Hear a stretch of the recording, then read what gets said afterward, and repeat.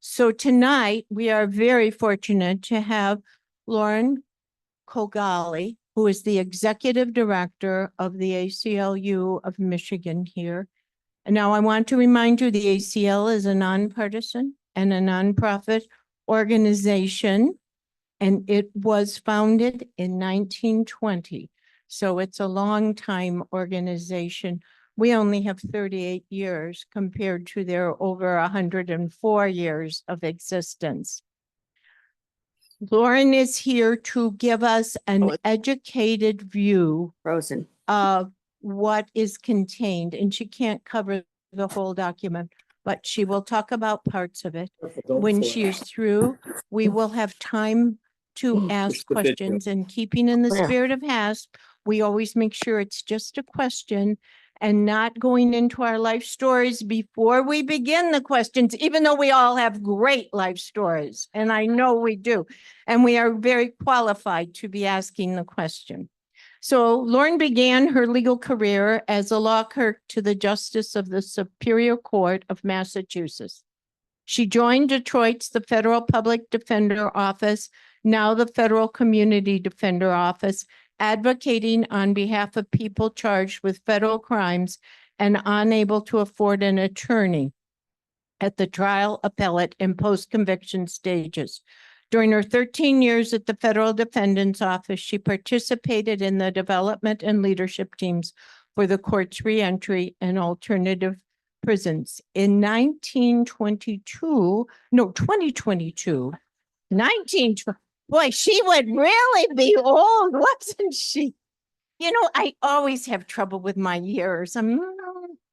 You'll have to jump up and correct me. In 2022, she joined and became the executive director of the ACLU. She is a graduate from Northeastern University with her BA and BS from Western University. She lives in Plymouth, Michigan with her husband, Yasser, and her two daughters, Hala and Nora.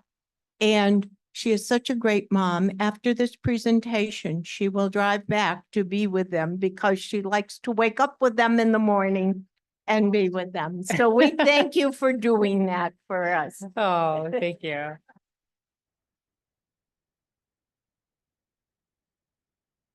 Can everybody hear me okay? Okay. It's really a delight to be here. I'm glad to be here. Oh, okay.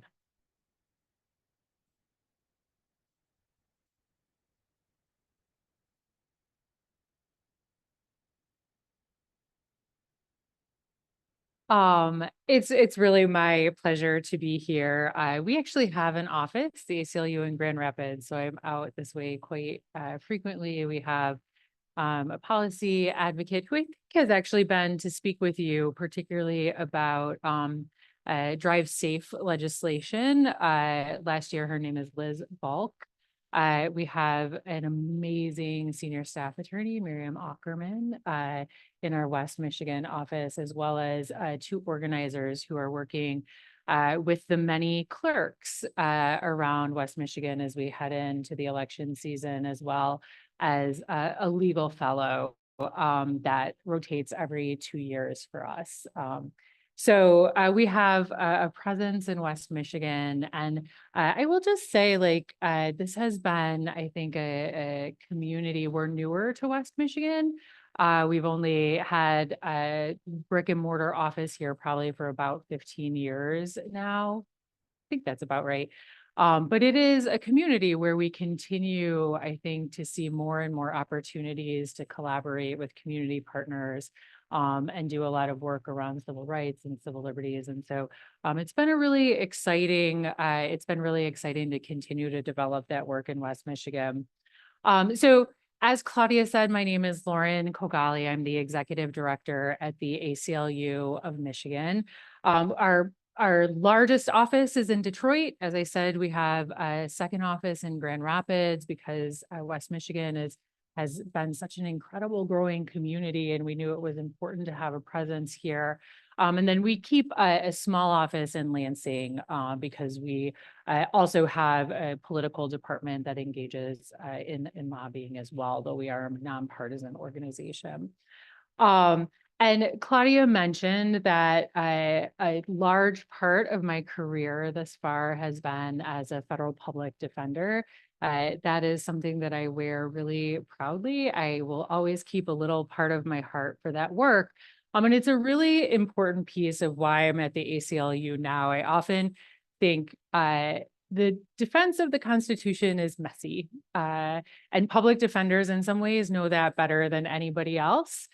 We believe so strongly in the Bill of Rights that we often stand next to people who have done things that are incredibly harmful. But we believe that in order to ensure that our system works for everybody, that no matter what someone is charged with, that the government must be held to its burden to ensure that the system works fairly for everybody. And so that is something that I always carry into my work at the ACLU, because I don't know how many of you know about the ACLU or how much you know about the ACLU. I'll just quickly say we're a nonpartisan organization. We are dedicated. Our primary function is to defend civil liberties and civil rights of the people of the state of Michigan. As Claudia mentioned, we have a national office and then 54 affiliates around the country, a total of about 2,000 employees who are ACLU employees around the country. The affiliates, though we work closely with our national office, we are our own entities, as you might imagine. What defending civil rights and civil liberties looks like in Michigan may not look exactly the same in Alabama or in California. And so we all operate independent of each other, though with close coordination and collaboration. And as I mentioned, we use what is called an integrated advocacy structure to do our work. And so that means we use legal advocacy, political advocacy, and a combination of strategic communication and public education to ensure that the promises of the US Constitution are present for everybody in Michigan. We believe that if our Constitution and our Bill of Rights are used to protect everybody equally, that's how everybody in this state really can thrive. And so one thing I want to mention, and I alluded to this when I talked about our West Michigan office, we rarely do work alone. I think sometimes folks hear about the ACLU and the thing that first comes to mind is that we filed a big case. We do that. We do that a lot. But most often we are working with community partners, with volunteers, with cooperating attorneys, with our staff across the state of Michigan to do a combination of legal work, political advocacy that could look like lobbying in the legislature. It could look like organizers working with clerks to make sure that new voting laws are being implemented as smoothly as possible. And so it could look like a public education campaign to make sure that people understand the impact of certain new laws that have been adopted. So we do that with community partners across the state. And we found that our work is, we often only occupy sort of one part of an important issue, right? We're solely focused on civil liberties and civil rights. And so we find that our work is stronger and better informed when we work with different partners who may be more grassroots than we are. So just to give you like a quick snapshot of what we do. So I was asked this evening to speak to you about Project 2025. And for those of you who may not be familiar with Project 2025 or who are here to learn, Project 2025 is a federal policy agenda.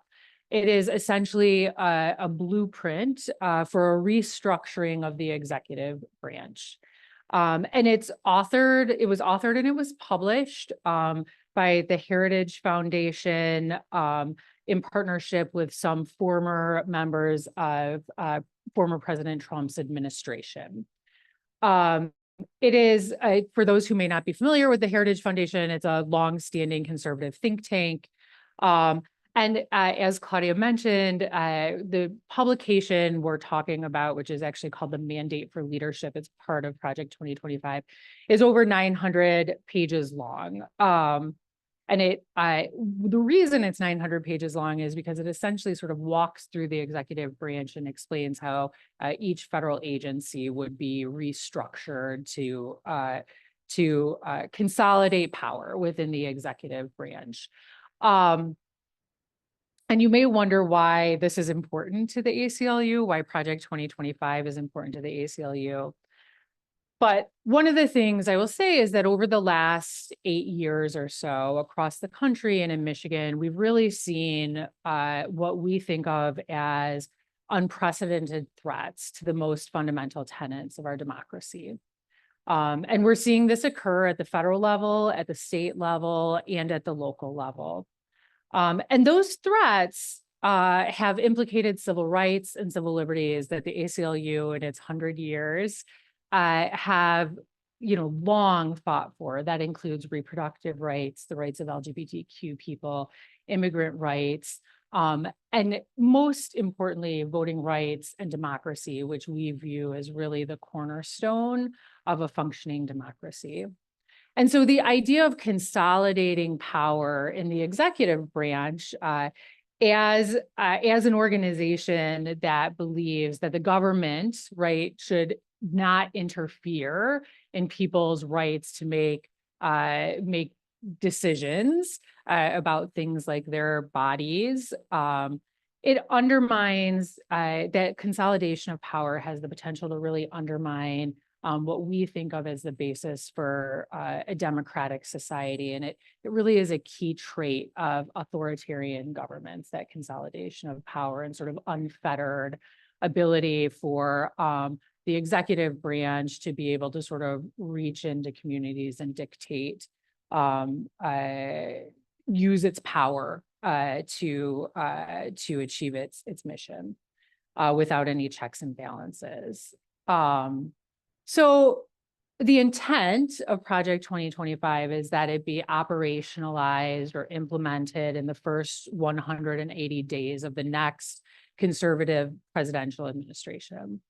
And the policies, as you might imagine, in 900 pages, the policies it lays out are quite expansive. I am not going to read you all 900, and I think it's 25 pages.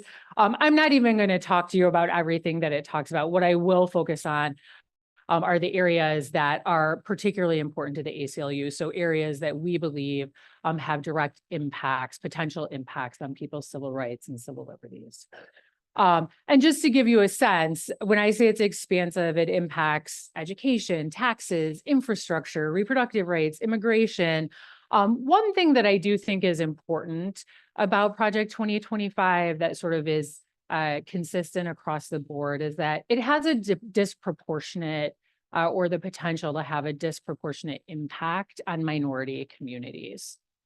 So I'm going to focus, as I mentioned, on the aspects of Project 2025 that, if they were set in motion, would, from my view, as the executive director of the ACLU, would undermine our most fundamental rights and our freedoms and our sort of the foundation of our democracy. And so I'm going to start with a second by zooming in a little bit to Michigan. So I'm not talking about this at such a high level that it feels not terribly relevant. But over the last 6 years, Michigan voters have passed they've passed multiple ballot initiatives. I'm going to talk about a handful of them. 2 ballot initiatives, one in 2018 and one in 2022, with the goal of modernizing and then expanding voting rights in Michigan. In Michigan voters also passed a constitutional amendment in 2022 to protect reproductive rights at a state level, and they did that in the wake of the U.S. Supreme Court overturning Roe versus Wade and the Dobbs decision. So despite the voters of Michigan speaking quite resoundingly on those issues of voting rights and on the issue of reproductive rights, Project 2025 would really undermine those advances that voters ushered in Michigan. And so I just want to I'm going to start first with voting rights. The reason I'm starting first with voting rights is because we've seen such a significant shift in Michigan in terms of voting rights. 6 years ago, Michigan had some of the most restricted access to the ballot. Now, after those two ballot initiatives, the implementing legislation that was passed in 2023 and 2024 by the state legislature, we now actually are leading the country in terms of modern voting rights and accessibility and safe and secure elections. And so the idea of having all of that work and the intent of voters in Michigan undermined by Project 2025 feels quite important and specific to Michigan. So one of the things that I think is really important about Project 2025 when we talk about voting rights, and this is a consistent theme that you'll see across many issues, is that it sort of guts federal agencies or proposes that it would gut federal agencies in a way that mean local and state entities lose collaboration and support that they've built with those federal agencies over periods of time. And so a good example of this is the Cybersecurity and Infrastructure Security Agency, which lives in the Department of Homeland Security, both of which are federal agencies. And the reason they call it CISA, the reason that very long acronym is important is because if you think about Michigan, we have a decentralized system of clerks. So we have about 1,800 clerks across the state of Michigan. And so to implement the changes in laws from the last two ballot initiatives, as well as the implementing of legislation, that's a lot of work and coordination that has to happen between the clerks and the secretaries of state. And the clerks are really the gatekeepers, right, to the ballot. It's really important. Regardless of partisanship, what you want is a clerk who wants people who are eligible to vote to be able to vote and to be able to do that securely and to be able to do that without interference. You guys we're in Ottawa County, right? You guys have a great clerk. He's fantastic. I hear about him all the time from my organizers who are working. So congratulations on that. So one of the things that I'll just mention is that the Cybersecurity and Infrastructure Security Agency works with local clerks to keep elections safe and secure by helping them when there are emerging cybersecurity threats, when there are emerging infrastructure threats. Those clerks get support from that federal agency to help them address them. And that agency also helps sort of counter misinformation and disinformation that may be flowing that clerks flag for them. And so to gut that federal agency really undermines clerks' ability to do their job well, and the way that I believe that almost all clerks intend to do when they get elected to that position or appointed to that position. The other thing that is really important, and I know you've probably seen and heard in the news, it's actually becoming increasingly hard to recruit people to be clerks because election officials are experiencing pretty significant amounts of threats. And so one of the things in Project 2025 that is particularly concerning is that it weaponizes federal law in a way that would allow or encourage the Department of Justice to retaliate against election officials who made decisions that the federal government disagrees with or thinks is unfavorable to them. And so that could be a clerk issuing guidance that clerk believes actually helps for a safer, secure, more accessible election for folks who are eligible to vote. If the federal government felt like that actually undermined something they wanted to do, they could use the Department of Justice to prosecute a clerk.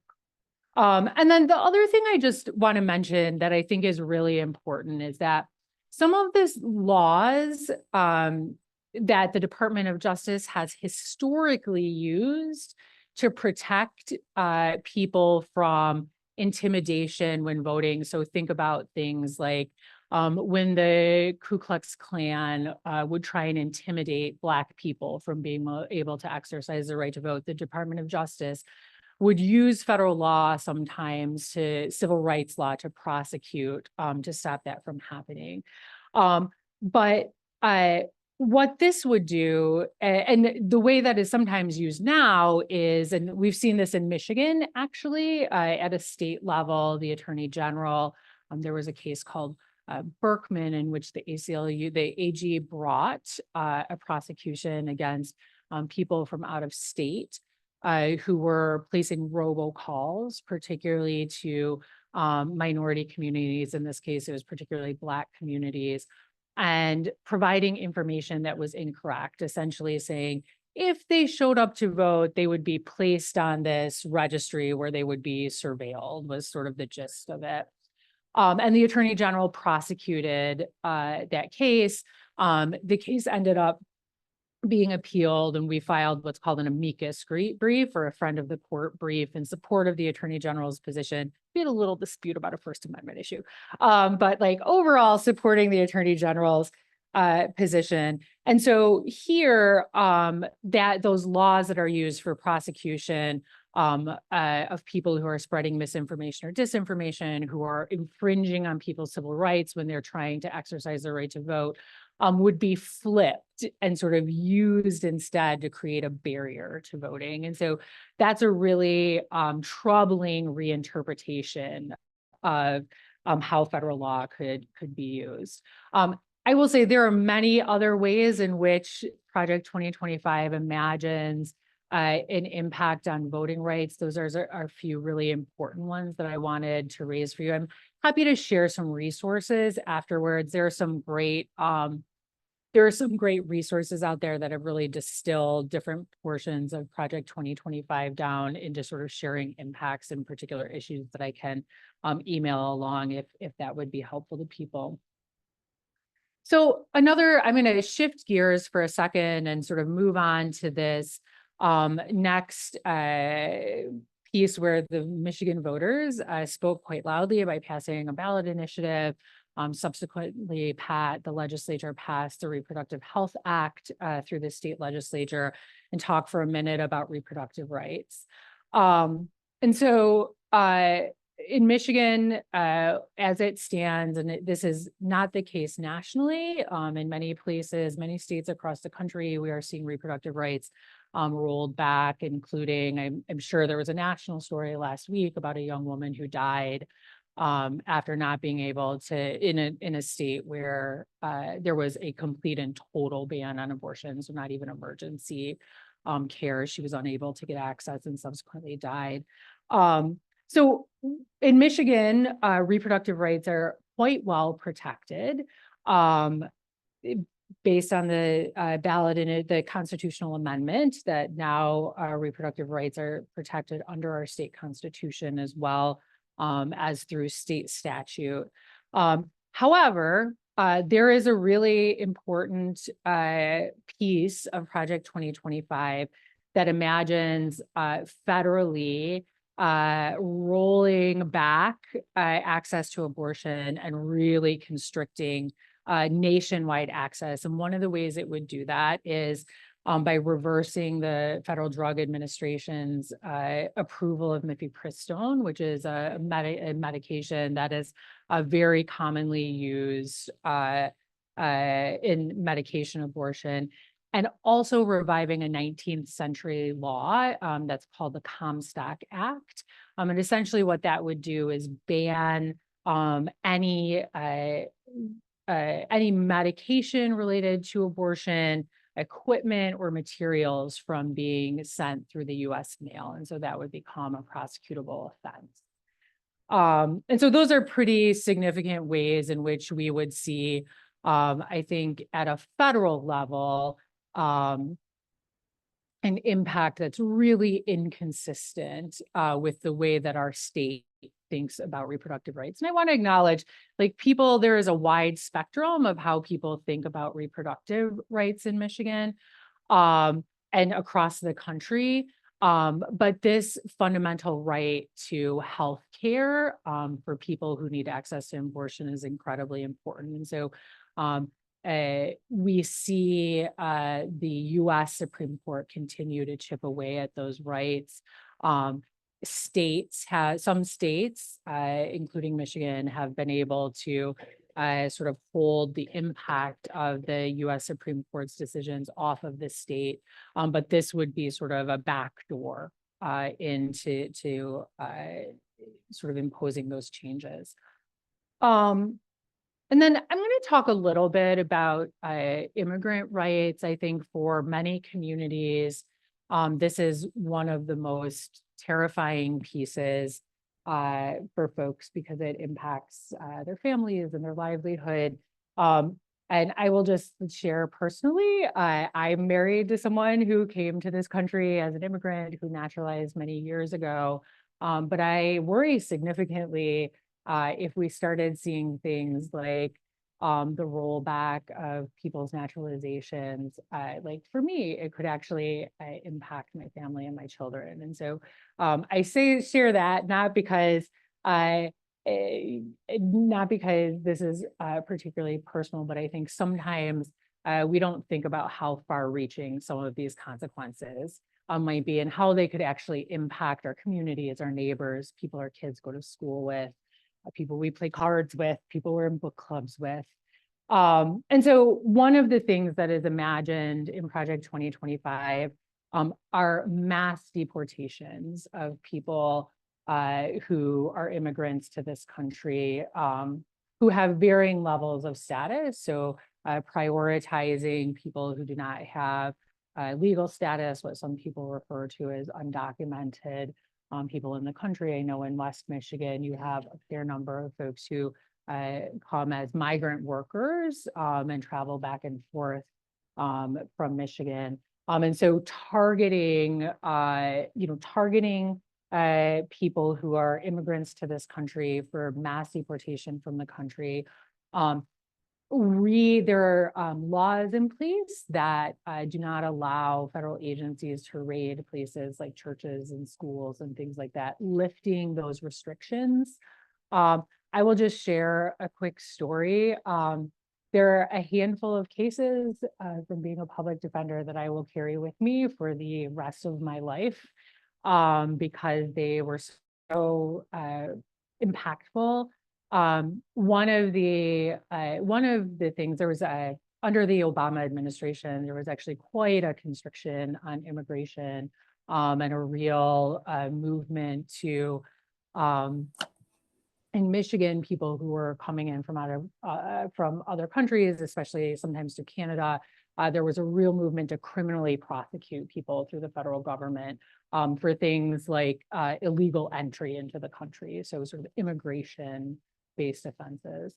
And so sometimes the federal defender, they have what's called duty court. So at 1 o'clock in the afternoon, you go to court. Everybody who was arrested that day is brought into the court and they have an opportunity to meet with you. You're sort of the attorney for people who do not have attorneys. You have an opportunity to talk with them, learn a little bit about them.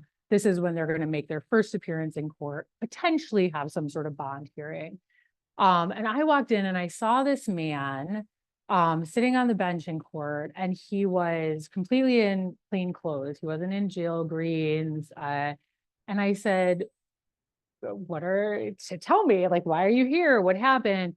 And he shared this story that he had actually been dropping his 4-year-old and his 6-year-old off at school in Detroit.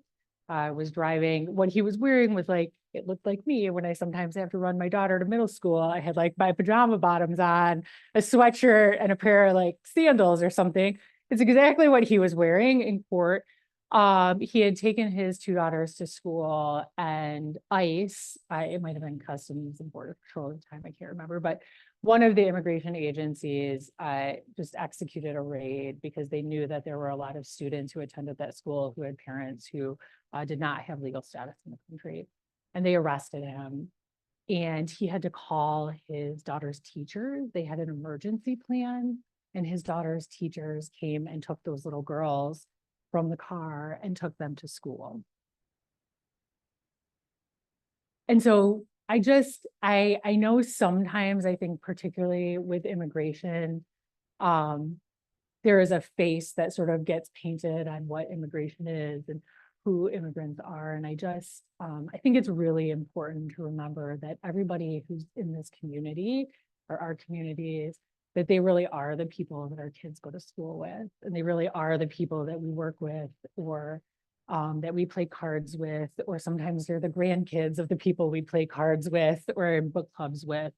And so I just think it's a really important thing to remember when we're talking about like the impact of things like sweeping raids where we're removing people from countries, that it's not just a person, that usually there are families and communities who are deeply impacted. And so I will just sort of, one other thing that I think is important to note is we have a system in place that allows people to seek asylum in this country when they are the focus of political persecution in the countries from which they originate.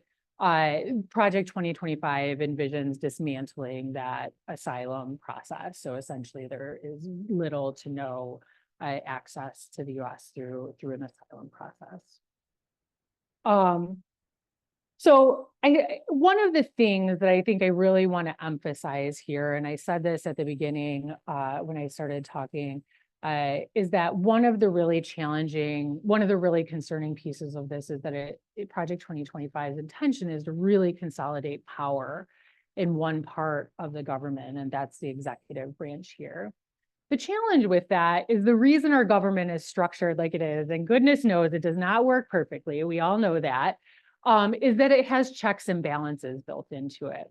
And essentially what Project 2025 does, when you sort of look at it sweepingly, is it removes many of those checks and balances. And so it really gives the federal government, through the executive branch, sort of an unhindered ability to step into our lives in a new way.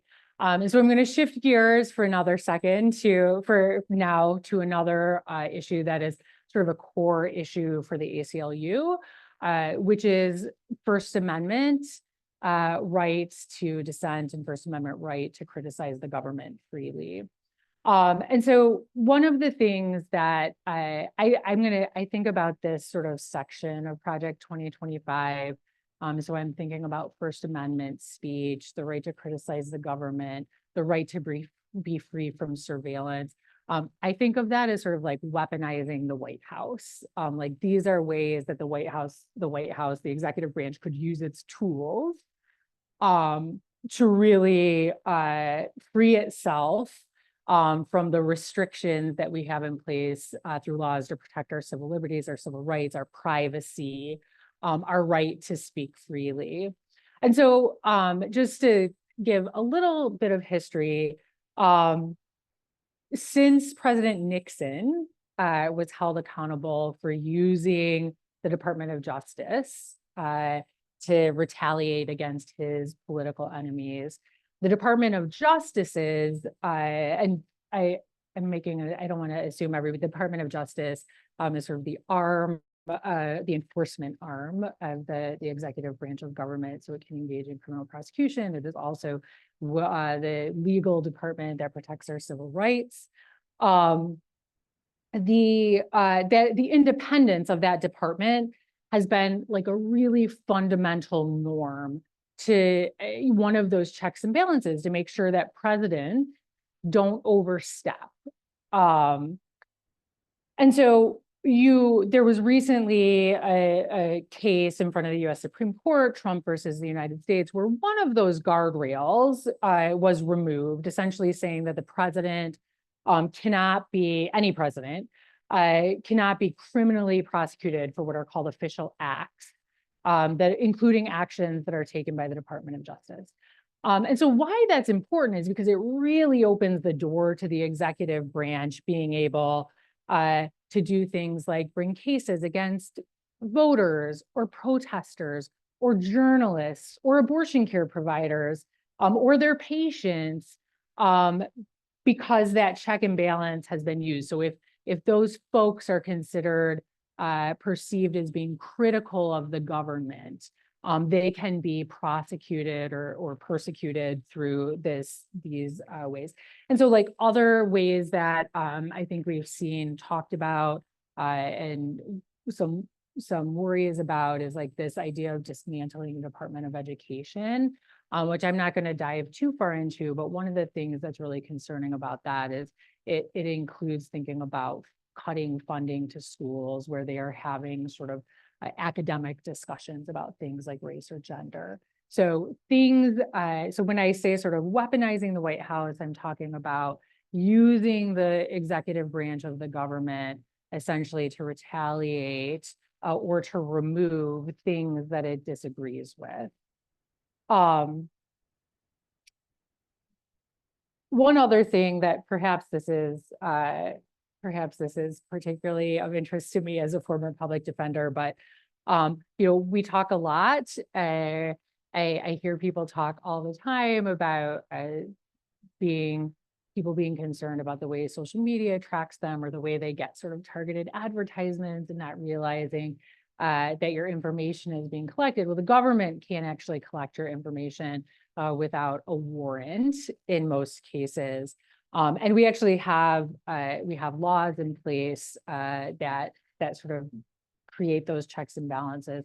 One of the things that Project 2025 contemplates is using what is called FISA, or the Foreign Intelligence Surveillance Act, which has this last year been expanded by Congress. But what it would do is essentially authorize warrantless collection of communications between people who are inside the US with people from outside of the US. And that information could then be collected without a warrant and used against people. And so that's another way in which those checks and balances, things like requirements for warrants to collect information about people or to surveil people, record phone calls, listen in on phone calls, search houses, things like that, can start to be removed and how harmful they can be. So I will just I want to say, I think one of the things that is unique about Project 2025 is that it actually transcends partisan politics. And because it really sort of is a shift from the way we think about a democratic society operating with these checks and balances in place to moving towards a government that is much more reflective of an authoritarian government where power is consolidated in one place without the same checks and balances in place. And so I want to take a minute to sort of shift back to why this is important when we talk about the work that the ACLU does. We see, right, the implication of Project 2025 as a threat to many of the civil liberties and civil rights that we have existed for the last 100 years to defend and that we continue to defend. Things like mass deportations, the prosecution of doctors who provide abortion care, bans on healthcare for people who are transgender, dismantling the Department of Education. Those things really undermine the most basic tenets of our democracy. And I think, one of the reasons this feels particularly important in Michigan is because we actually, as a state, have been quite vigilant about protecting the civil rights and civil liberties of the people in our state. As I mentioned, we have really ushered in the last 8 years pretty significant changes that have secured strong protections for civil rights for everybody in Michigan. And we continue around the country to see neighboring states to see those protections eroded or taken away. And so I just want to sort of go back to thinking a little bit about when voters are showing up at elections, right, they are voting consistent with their own values. And in Michigan, that means we have a state legislature for the first time in 40 years that passed historic legislation to protect LGBTQ people from discrimination. It means we have a legislature who has invested in protecting workers' rights, supporting public education. We have a legislature that abolished a 90-year-old law that criminalized virtually all abortion in the state. And I will say why Project 2025 feels like such a significant threat to those advancements is that the price of making those advancements in Michigan is vigilance in their protection. And this is a really looming and explicit threat to those civil liberties and civil rights that we now have in Michigan. So one of the things we do at the ACLU is, as a nonpartisan organization, we believe, as I said at the beginning of this conversation, that we believe that the right to vote, I don't care who you're voting for, but that right to vote your values when you show up at the polls, that is the bedrock of our democracy. And we spend a lot of time working in Michigan to make sure people understand how they can vote, where they can vote, and making sure that people are getting out to vote. And one of the things that I think is really important to recognize as we look at Project 2025, which is sort of shifting potentially power into the executive branch, I think it's easy to lose sight of all of these critically important races that are local and statewide. And so, you know, those are also races that impact like really your daily life, your freedoms, your ability to have a say in your reproductive health care, the ability for your family to have a say in what your family and your community look like, to make sure that your community is safe and secure, and that you're able to live your lives, your own lives in the way that you see fit. And so Project 2025 from the ACLU's perspective is really a direct threat to that sort of rule of law and our basic constitutional rights. And so for us, it's become increasingly important to make sure that people have the opportunity to educate themselves about who's on their ballot, what those people believe, and make sure that they understand that they know when they show up and vote, that they understand what they're voting for. So I think Michigan, one of the things I am most proud of is the fact that ACLU has played a leadership role in helping Michigan become a national example of how voters can shape the values of their state. You know, we want to make sure that we are focused on ensuring that we sort of keep democracy at the forefront of our state in the coming years. And so I'm going to close out by asking a favor of you, and asking you to do a favor for your friends and your family and your community. Please take the time to educate yourselves and engage in conversations with your friends and family, and most importantly, ensuring that you and everyone else knows what's on your ballot and how it impacts you and your community. Just today, you know, I could tell the absentee ballots came last week because all my neighbors started texting me with little screenshots of their ballot saying, hey, wait a second, do you have any thoughts about judges? Those elusive district court judges that nobody can find any information on. So I say that to say, like, look, there is, I think, particularly with local races, there's legwork that you have to do. If you want to show up and vote in a way that is consistent with your values, whatever those values may be, you have to do that work to make sure that you understand what those candidates are. And sometimes that means you've got to go to a couple meet and greets. Sometimes it means you've got to do a little digging online, or you've got to tune into a Zoom where a candidate's talking about what they believe. And so I recognize it's not easy, but I do think it is critically important.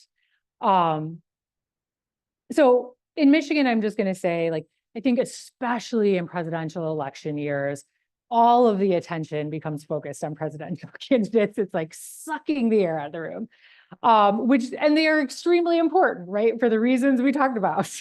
But I would argue to you that those state and local races long-term are some of the most critical races that you can show up and vote in. They're the most important races to your daily life. And those races are also, I think of, like, our political system is very cyclical, right? Your city council person becomes your state rep, like, you got to know who's sitting in those seats. And I will say one important thing too is the Michigan Supreme Court is on the ballot this election. And I would tell you that is one of the most important races in this state, because of the way that from our seat at the ACLU, we see the federal Supreme Court chipping away at long-standing civil rights and civil liberties. And if there is a state Supreme Court that is willing to sort of hold that line within the state, it becomes that race becomes very important. It is the highest body who makes law and adjudicates cases in our entire state. And so please do take the time to sort of learn about the folks who are running for those seats. You may have circuit court judges, district court judges up. Please do. Judges, school board members, so important. Library board members, of which my husband is one. I cannot encourage you enough to really ask the questions to know sort of who's taking on those seats. And I'm just going to give this one last warning because I think it's really important. In true nonpartisan fashion, the Michigan Supreme Court is a nonpartisan race, which means if you are someone who likes to vote a straight ticket, that race will not be included. You have to fill out those bubbles individually. So please make sure you do that, and please make sure you pass that along to everybody else that you know who's going to be voting in this next election. So I will just wrap up by saying, I think sometimes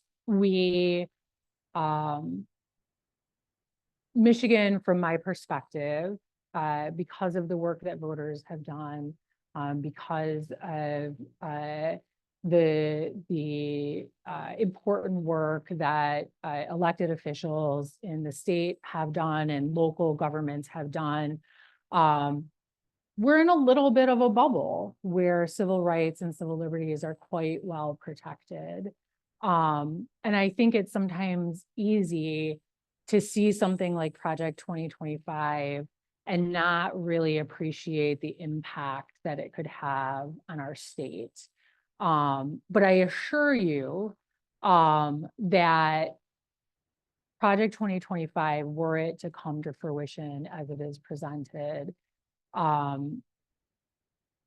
would have I'm not a particularly hyperbolic person, but would have what feels like some insurmountable impact on our federal government that would trickle down to our state governments and our local communities in really important ways.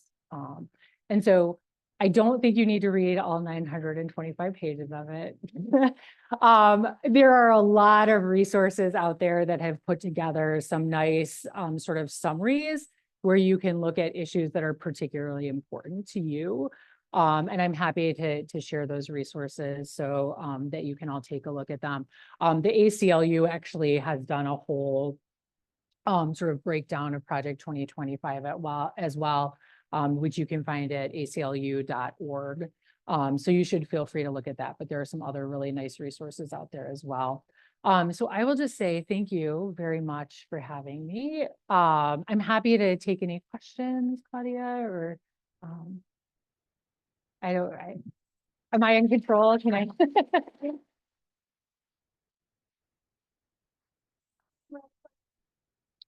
Peg, You'll Peg have, is watching online and she asks, what can we do to deter the negative aspects of Project 2025?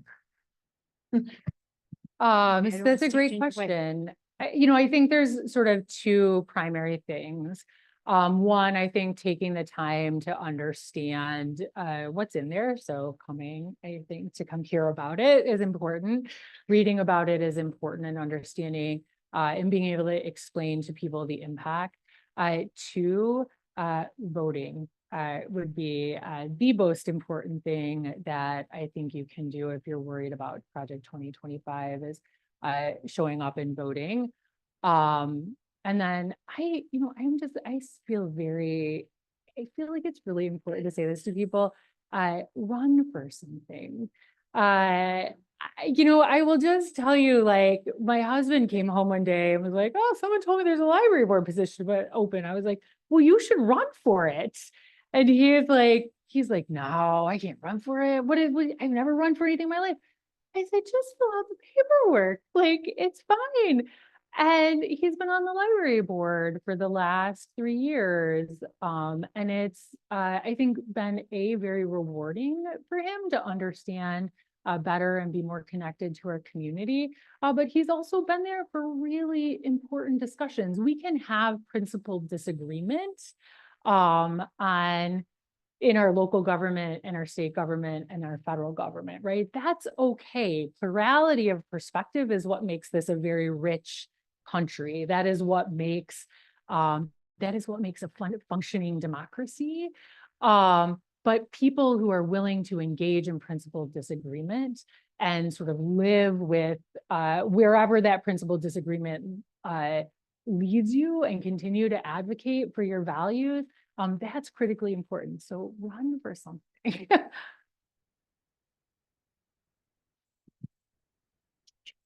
I'm not so naive to think that our federal government is perfect. But I'm observing that this document has attempted to find every little weakness between our checks and balances system. And so at the federal level, and I'm asking maybe if you can respond, I don't know in my lifetime, historically, I have seen such an effort to find every little nook and cranny and weakness that keeps the Congress from acting as it should, or the courts, or giving all the power to the executive branch. So can you comment on that in your own sense of what's happening? Yeah, I mean, I think that's exactly right? It's quite clear that the objective of Project 2025 is to sort of exploit those places where it is easy to remove checks and balances in a way that allows the executive branch to operate in sort of an unhindered way. It's also I think about that document as a playbook for sort of tyranny.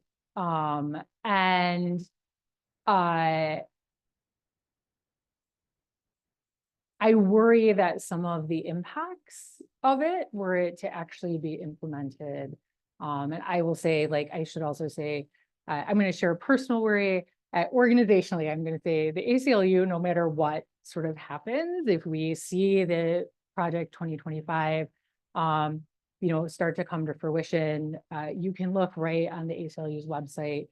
All of our incredibly brilliant attorneys across the organization have really spent the time to analyze Project 2025 and lay out a response to how what the ACLU would do at a federal level if we started to see Project 2025 implemented.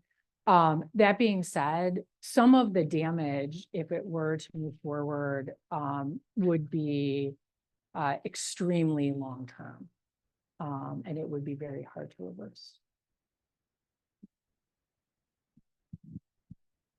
Thank you. Talking about the consolidation into the executive branch, but it seems also that this is just a general, very focused attack on what I know is federalism and trying to move, so it seems like it's not just moving everything into the executive branch, it's also taking a lot of the federal procedures and policies and moving them into the states.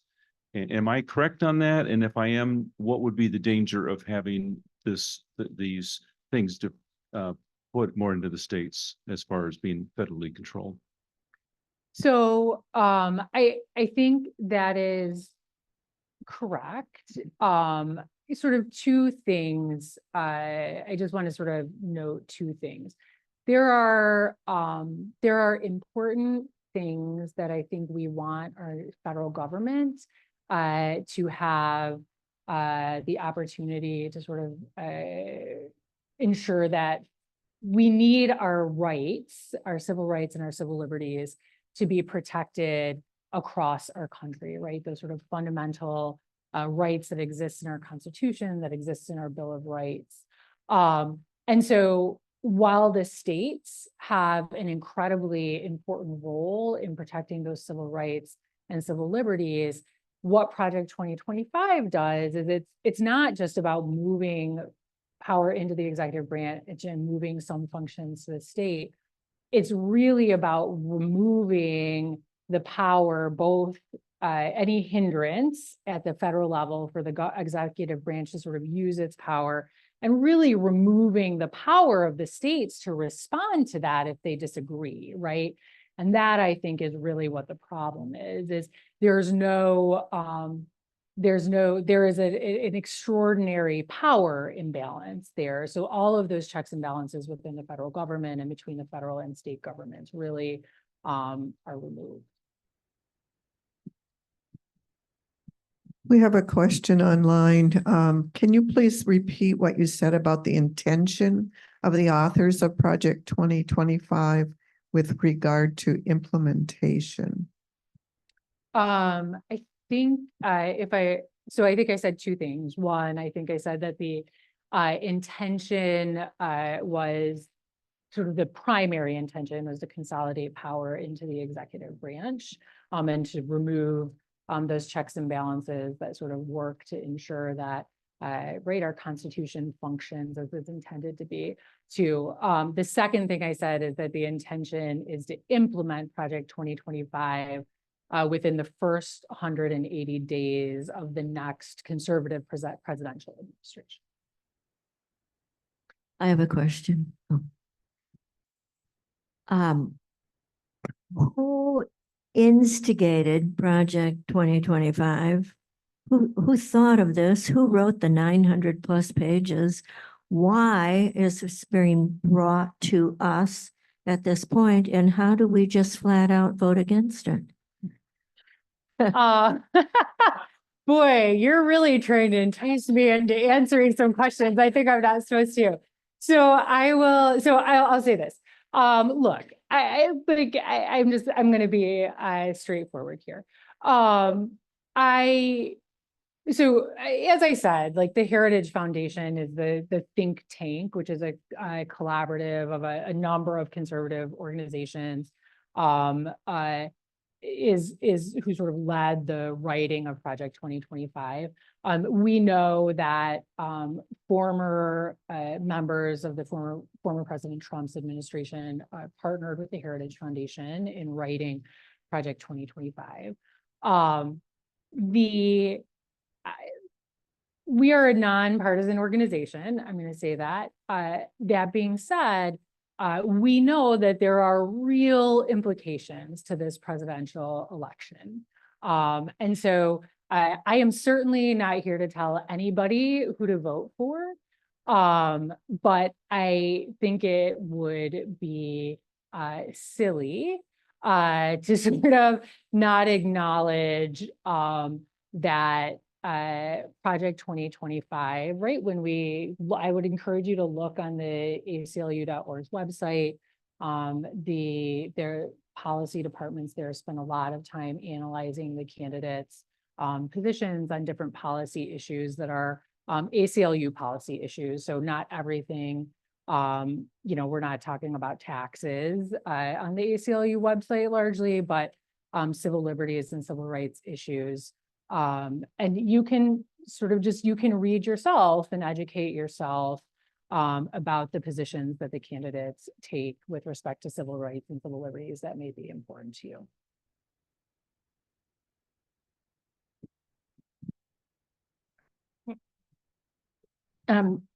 Two things over here. Yeah. Sorry, sorry. I saw sorry. someone else with the microphone. Well, I got a little yeah. confused. So the first thing is that if Project 2025 isn't implemented Mhm. this time. Yeah. 4 years down the road, if there's, will it become Project 2029? And just with, some X marks here and there? Yeah. So I think there's a couple really important things about that. Project 2025 was clearly written as sort of a, it's quite visionary, right? It's a long game. It's Mhm. meant to have a really long-term impact. And so I think that's important to remember, whether it gets rebranded or whether it is clearly intended, whatever sort of the next presidential candidate who is willing to sort of take it on as their mantle, I think we're likely to see it implemented in some form. But, and so that's why I say vigilance is so important, right? In terms of protecting our rights, the rights specifically that we've gained in Michigan. One other thing though, that I just want to mention is I keep thinking about this sort of moment in our state and our country's history. Like there's a balloon with a bunch of air in it. And I think like, if it gets squeezed, right, if Project 2025 is implemented and that balloon gets squeezed, sort of all of this sort of yucky stuff goes to the top of the balloon into the executive branch. But if Project 2025 isn't implemented, I still think all of that stuff needs to go somewhere. And I suspect, and part of the reason I think it's so important to show up and vote in your local elections and your state elections is because I actually think we'll start to see the spirit, perhaps, of Project 2025 show up at a local level. And so, right, I should say, you may be more familiar with that here. And so I'm glad you guys have a sense of humor. So that's when I say it's like really important and we have to be vigilant and we have to be educated, is because I don't only think this takes one form, right? Right. I think it can take a variety of forms. I think optimally for the people who have written Project 2025, it sort of starts from this like pinnacle of power and cascades down. But I think long-term, it could really start from here and go on. The other piece that I was going to mention is I had heard that, and this is in response to the question from over there, that if the powers are sent back to the state, certain areas like the disaster relief, like for Helene, would not be there for us, and that it's very important to have that more that broader coverage. Right. I mean, I think like the example that I gave about the cybersecurity and infrastructure security department, a lot of the work we do, whether that it's through FEMA, whether it's through HUD, whether it's through the Department of Education, is really dependent on collaboration between states and federal government and local entities. And if you sort of pull the support of the federal government, or you pull the power of the state, we have a system that no longer works the way that it was intended to, or the way that it that's right. Yeah, that's right. Yeah. My concern, I'm not so naive that I think that this is just going to disappear. Yeah. My concern, I guess, and I'm wondering, So there are going to be people who are still going to try to push this. And what if it gets to the point where there are lawsuits and where does the Supreme Court, how does that fall into this with the makeup of the Supreme Court? Yeah. That is a really important question. I think one of the, as the ACLU, we actually litigate a lot, and I will tell you in Michigan, we used to litigate a lot, primarily, in fact, in the federal courts. But over the last several years, as we've seen the federal courts become less, the Supreme Court in particular, for us, the Sixth Circuit Court of Appeals, become less and less friendly to civil rights and civil liberties. We've actually been litigating much more in the state courts, and quite successfully. I think that is a really significant concern. The Supreme Court has certainly not just signaled, but has made clear that it does not feel bound by precedent, and that its interpretation of civil rights and civil liberties protections, I think, is not consistent with the precedent that we used to see in the Supreme Court. And, I could use any number of cases as an example, but certainly the Dobbs decision overturning Roe versus Wade, the recent decision that overturned Chevron, which is an administrative law case that has really far-reaching impact across federal agencies and nonprofit organizations. Those changes are really important. And so I wish I had a great answer for you. The answer is it's really worrisome. Loren, this is probably a question for another whole hour. Yeah. But we do hear quite frequently that one of the intents of Project 2025 is to promote Christian nationalism.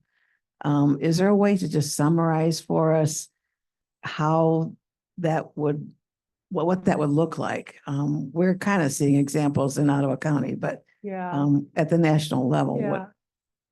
So, I'll say one of the things that I think has been really worrisome is we are seeing increased evidence of white Christian mobilization, I should say, of white Christian nationalists across the state of Michigan, across the country. The way that I see this show up in particular in Project 2025 is, as I mentioned at the beginning of this, one of the things that I would say flows through all 900 of those pages is the disproportionate impact on minority communities. And so when we think about things like defunding schools for having academic discussions about race and gender, when we think about how voting rights might be impacted in a way that makes it more difficult for people to vote in communities that are predominantly minority communities, when we talk about the ban on access to things like healthcare, whether that be abortion, whether that be gender affirming care, that is less accessible, we know historically, to communities that have been marginalized or disenfranchised over many years. I think the other thing I'll just offer is there is in Project 2025, we see sort of an increase in the use of things like prosecution of dissent or criticism of the government, right? And that, quite frankly, if the government, whoever is holding the executive office has sort of a white nationalist framework, anyone who is expressing dissent from that framework is essentially subject to having their speech suppressed. That includes journalists, right? The places that we look to educate ourselves, public universities, public schools, the press, right? if suddenly you wake up and all you're seeing over and over and over again is some variation of white nationalist sentiment, right? It starts to change. I will just say, I once, my husband and I, after, I think it must have been like the 2016 election, we went to see John Oliver. Does everybody know who he is? The comedian. He was at the Fox in Detroit, and I was like, what are we doing? I am miserable. I just want to crawl under a blanket. And he said, no, let's go. It'll feel good. It'll be good to laugh. And I said, I'm not gonna laugh. I can't laugh. And we get there, and I will never forget, he said right at the outset, he was like, look, I know I'm here to make you laugh. This is really hard, but I just want to say something to you. He said, this is not normal. And we have to get up every single day and say to ourselves, we have to look in the mirror and say, this is not normal. And so like, when I think about, and I also look, our country, really, we've seen like this big shift. We've seen this sort of emergence of white nationalism. It is clear, right, that as many times as people may have said, this is not normal, our brains, right, have normalized things because that is what we do, right?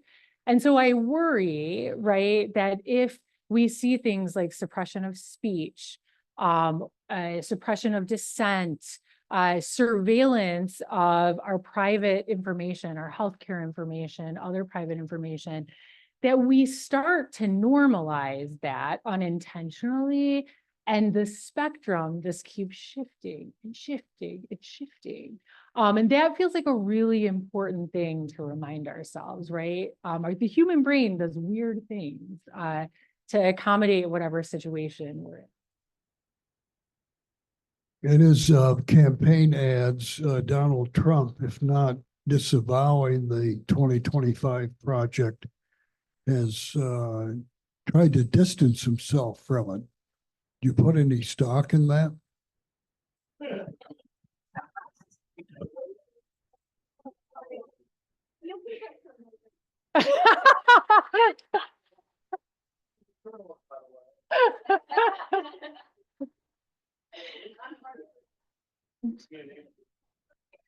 I want to thank you all for being so. What did he say? I missed that. Was that Milt saying something there? You can go talk to him later, Loren. Gloria, do you have any more questions on there? Okay. You have been a great audience. I want to thank you for coming, but especially I want to thank you, Loren, for giving us an overview of what is involved with Project 2025. Now it is up to us to read the campaign literature of the candidates that are out there and to dissect it and see what you agree with, what you don't. But don't forget the down ballot races. This is what affects us, and all of us who live in Ottawa County now have learned that, haven't we? And we learned it the hard way, but we only had to learn it for 2 years. But other things, the next one is for, and other things make a difference. So when you vote, it is important that you pay attention. I think we have only 2 voter guides left in the back of the room. Tina, can you get us any more voter guides? Oh, okay, Tina can get us voter guides. They are all the state's information, and there's an insert for the local in there also. So they are very valuable. But if you don't want to pick up a piece of paper, we'll bring some cards with Vote 411 little book cards, and you can go online and look and vote and see the candidates and read. Remember, this is put out by the League of Women Voters, the voter guides. The League of Women Voters does not answer the questions for the candidates. What you see written there is supplied by the candidate. If the candidate's is blank, that means the candidate did not supply any information to the league. So all the league does is facilitate the putting together of this document. And that's very important. You've been a wonderful first. You are a first. Amy, I hope you got a lot of the first pop-ups here. And of our speaker, who is our first pop-up speaker. Yay. Thank you all very, very much. Have a good evening. Thank you for having me.